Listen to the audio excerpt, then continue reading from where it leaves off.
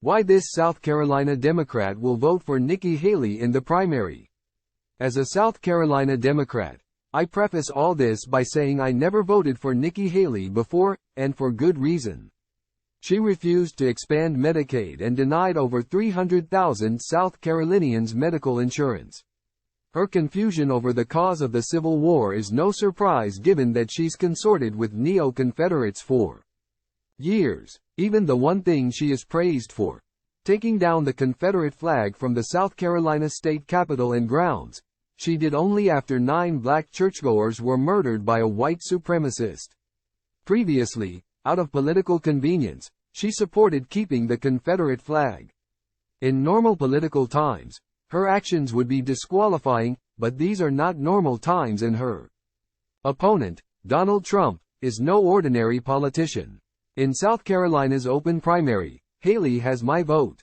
Benjamin Franklin's quote, "A republic, if you can keep it," has taken on a new meaning in the second coming of Trump.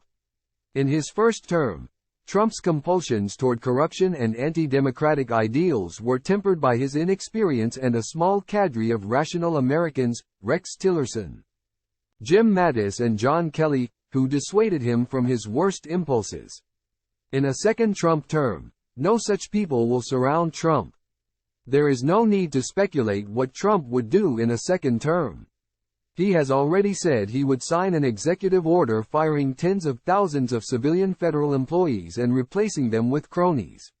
We know that he wanted to use the Army and National Guard to seize voting machines, crush protesters and occupy the streets of American cities in 2020.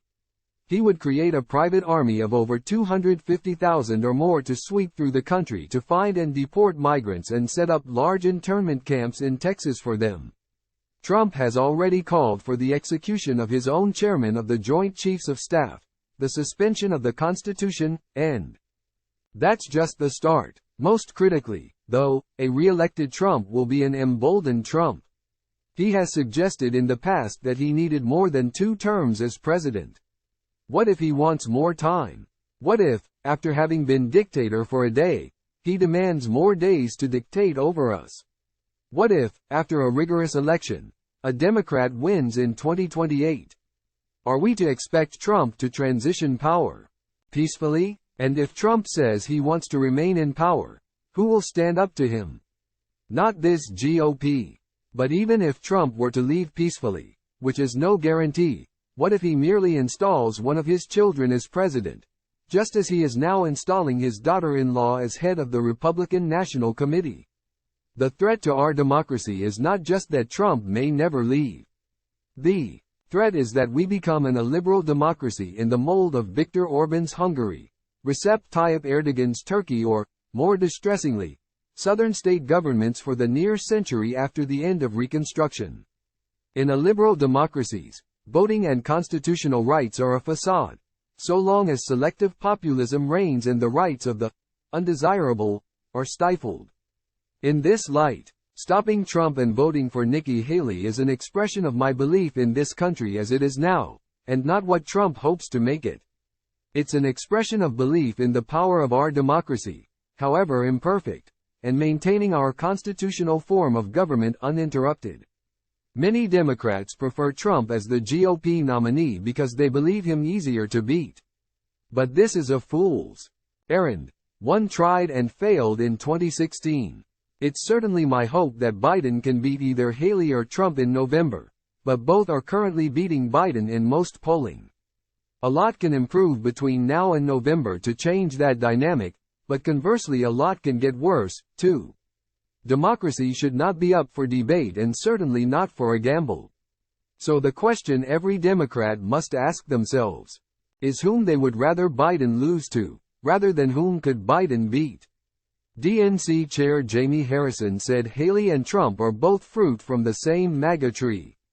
That may be true, and I am fully aware that Haley, being who she is, will likely endorse and enable Trump even after all that's passed between them.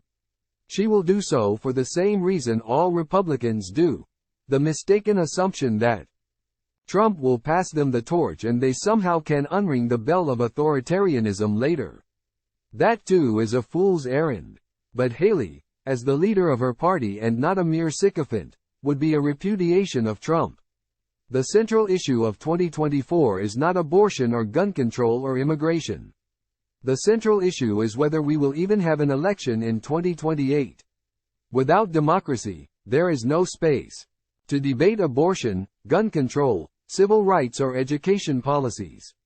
Without democracy, might makes right and cults of personality reign. Thus, I will vote for Haley, flaws and all. She is committed to leaving office, defeated or otherwise, and that's enough.